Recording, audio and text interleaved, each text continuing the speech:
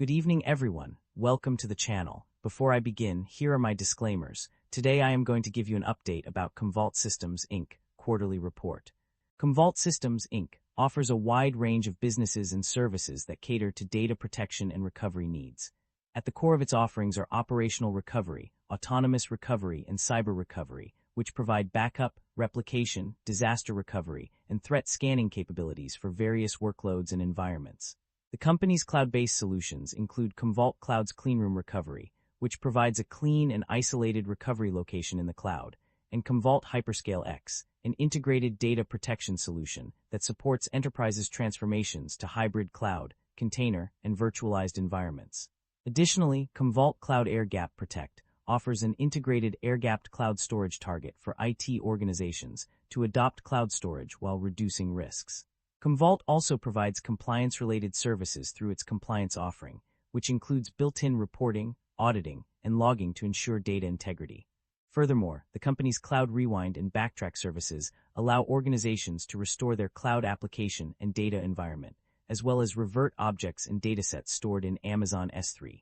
In addition to these services, Commvault offers professional and customer support services to its clients. Overall, the company provides a comprehensive suite of businesses and services that cater to various aspects of data protection, recovery, and compliance needs. The significant drop in Commvault Systems, Inc. CVLT stock price can be attributed to the company's disappointing forward guidance following its fiscal third quarter 2026 financial results release.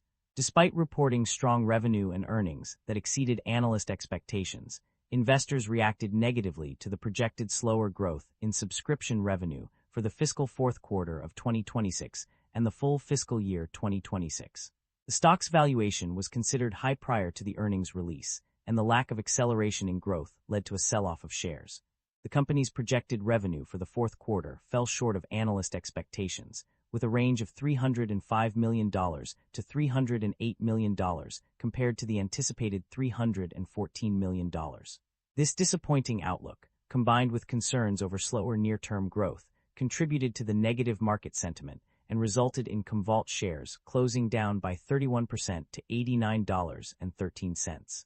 The stock's decline marked its lowest close since January 2024, highlighting the significant impact of the company's forward guidance on investor confidence.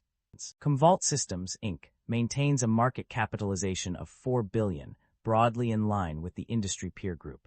Commvault Systems, Inc. trades at a higher price-to-earnings ratio of 47 times and a higher price-to-book ratio of 18.29 times relative within the industry.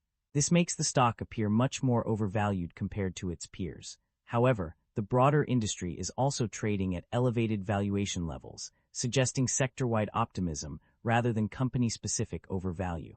The leverage on the balance sheet appears elevated, with liabilities of 71% of total assets. This raises some concern, and we should examine the industry and nature of the business to determine whether they justify the elevated leverage. Liabilities have grown faster than assets and equity, which is somewhat concerning. However, asset growth remains positive, suggesting management may be temporarily leveraging liabilities to fund expansion. Shareholder equity has expanded consistently over the past 5 years, with growth supported by rising operating income. This suggests the company is profitable and financially sustainable. The company has consistently reduced its share count, while revenue and equity have grown, indicating disciplined buybacks that enhance long-term per-share value. The income statement shows that the company have been growing its revenue annually, and the operating income have been increasing. This shows that the business model works and the business is expanding. The company comfortably covers its interest expenses through operating income and maintains a strong cash position relative to current liabilities. The primary drivers of revenue growth or decline can be identified through an analysis of the key factors that contribute to a company's financial performance.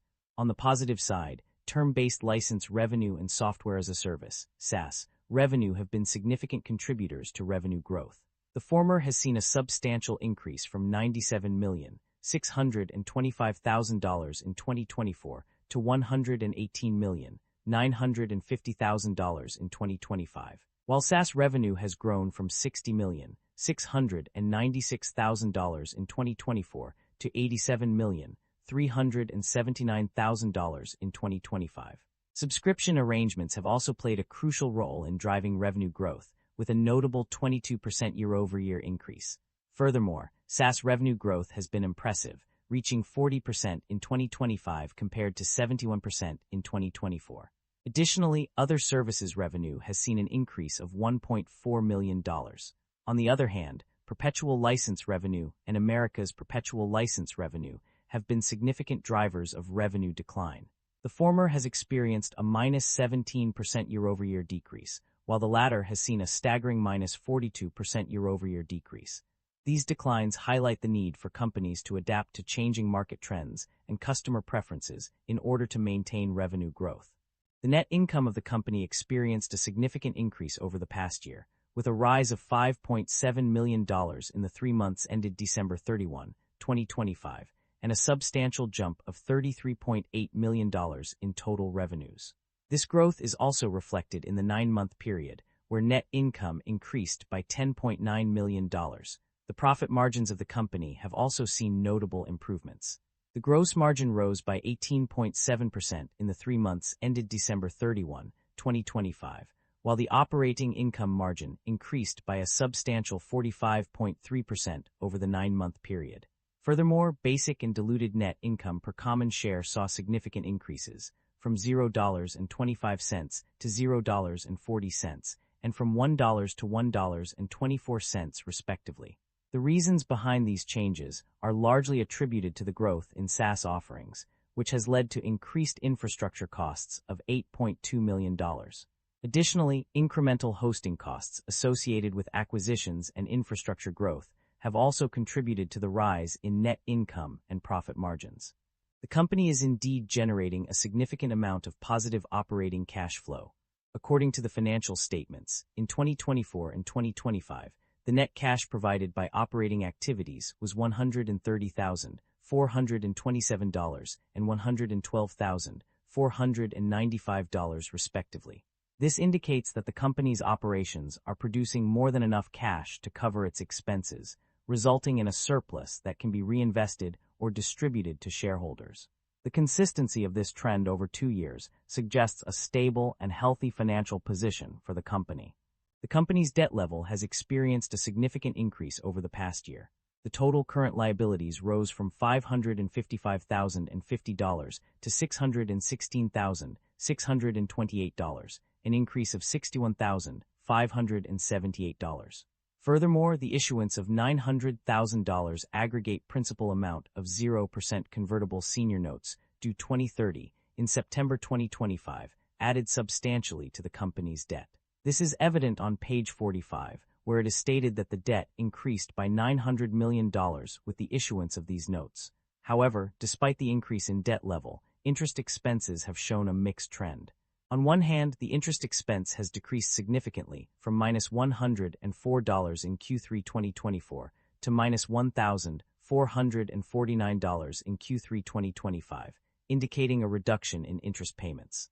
On the other hand, when comparing the same periods over the year, interest expenses increased by 283% for 3 months and 216% for 9 months compared to 2024.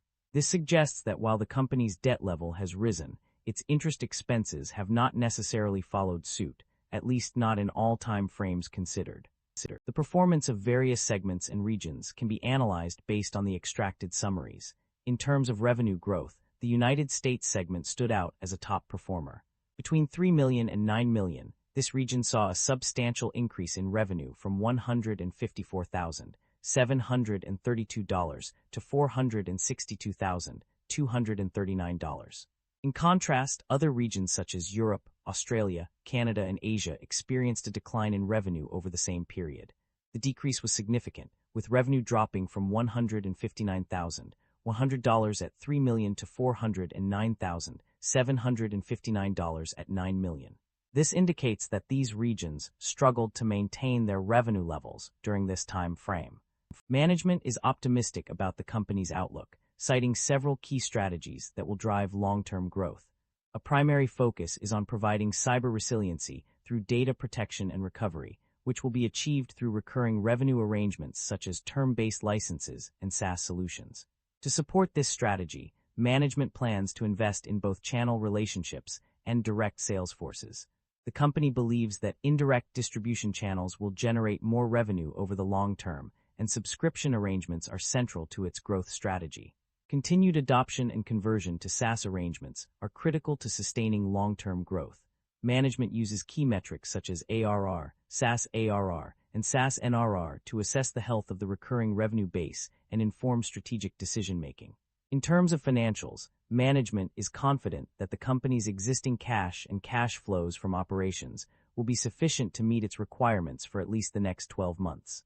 This confidence in the company's financial position suggests a positive outlook for the future.